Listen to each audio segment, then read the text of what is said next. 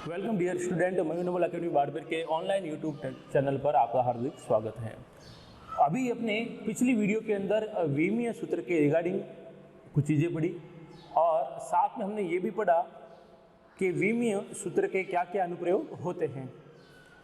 आपके पास यदि कोई भौतिक समीकरण है, कोई फॉर्मूला है, उसकी सत्यता की जाँच करनी है तो उसके लिए अपन विमा का यूज लेते हैं।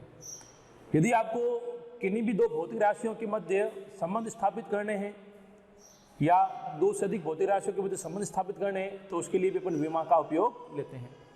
और किसी एक मापन पद्धति को किसी दूसरे मापन पद्धति में बदलना है तो भी अपन विमा का उपयोग लेते हैं। तो उसी कड़ी में अपन आज लेके चलते हैं कि अनुप्रयोग, इसके फायदे अपन ने पढ़ लिए। अब इसका नुकसान क्या है, इसका घाटा क्या है, इसके दोष क्या है, इसकी कमियां क्या है, वो अपन देखेंगे। ड्रॉबैक ऑफ डायमेंशनल फॉर्मूला, इसका दोष क्या है, इसमें कमियां क्या है। यहाँ पर आपने देखा होगा अभी तक जितने भी एग्जाम्पल लिए उस एग्जाम्पल में कहीं पर भी साइन थीटा, कोस थीटा इनका उपयोग मैंने नहीं किया, मतलब मैंने कहीं पर भी त्रिकोणमितीय फलन का उपयोग नहीं किया। तो पहला दोष क्या हो जाएगा कि जितने भी त्रिकोणमितीय फलन है उनकी विमा ज्ञात नहीं की जा सकती। तो पहला दोष आ गया, त्रिकोणमितीय फलनों की विमा ज्ञात नहीं की जा सकती। सेकेंड, अपने पास यहाँ पर जितने भी लघु गणक फलन हैं लॉग के, चाहे लॉग एक्स हो, चाहे लॉग एक्स स्क्वायर हो, कुछ भी हो अपने पास है तो उनकी भी विमा ज्ञात अपन नहीं कर सकते। लघु गणक फलनों की विमा ज्ञात नहीं की जा सकती। उसके बाद 3 नंबर, अपने पास जितने भी चर घातांकी फलन है, चर घातांकी फलन मतलब जो e की घात में हो, e की घात x, e की घात 2x, ये e की घात में जो भी होते हैं फलन उसको बोलते हैं चर घातांकी एक्सपोनेंशियल फंक्शन। तो जितने भी चर घातांकी फलनों की विमा ज्ञात नहीं की जा सकती।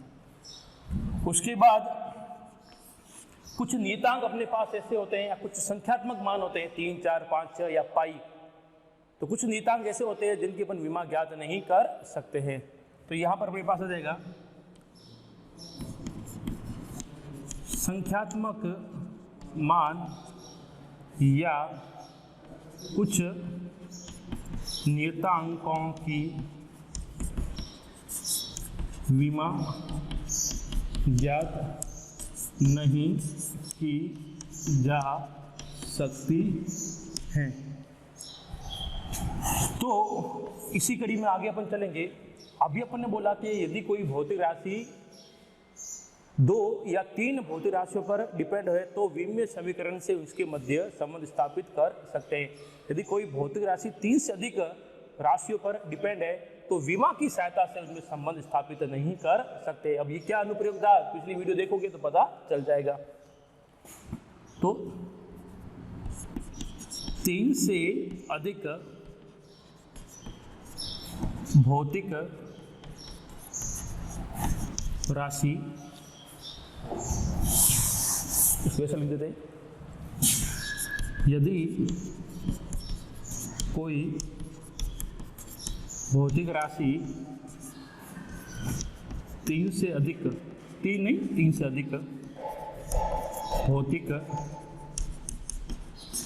राशियों पर निर्भर है तो इनमें संबंध स्थापित नहीं किया जा सकता। यदि कोई भौतिक राशि 3 से अधिक भौतिक राशियों पर डिपेंड है तो इनके मध्य संबंध स्थापित अपन नहीं कर सकते हैं। तो मोटे तौर पे ये अपने पास उसकी कुछ कमियां हैं।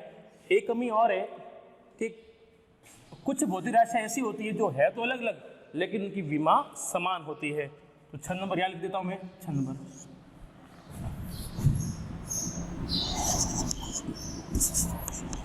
विभिन्न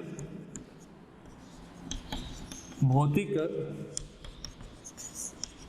राशियों की विमा समान होने के कारण विमा के आधार पर उन्हें पृथक नहीं किया जा सकता है।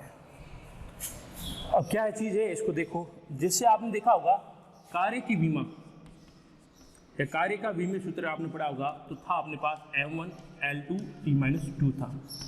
उसके बाद आपने गतिज ऊर्जा का बीमा सूत्र पढ़ा होगा आपने, तो वो भी इतना का इतना आया था अपने पास M1 L2 T-2। उसके बाद आपने स्थितिज ऊर्जा का आपने बीमा सूत्र पढ़ा था, वो भी ये सेम का सेम आए। अब हालांकि तीनों अलग अलग भौतिक राशि अपने पास है, कार्य अलग है, गतिज अलग है, स्थितिज अलग है, लेकिन तीनों की बीमा क्या होती है, समान होती है। तो बीमा सूत्र यहाँ पर लिख दिया जाए M1 L2 T-2 और पूछे आपसे कि ये कौन सी भौतिक राशि का बीमा सूत्र है, तो आप इसको ये नहीं कह सकते कि एग्जैक्ट कार्य का ही होगा या गतिज का ही होगा या स्थितिज का होगा। तो यहाँ पर एक कंफ्यूजन की स्थिति आती है, जो कि एक बीमा का दोष है यहाँ पर। उसके बाद संवेग और आवेग जो होता है उनकी बीमा भी क्या होती है, समान होती है। तो कुल मिलाकर ये मोटे तौर पे 6 अपने पास बीमा सूत्र के दोष है और यहाँ पर अपनी बीमा खत्म होती है। ठीक है, धन्यवाद।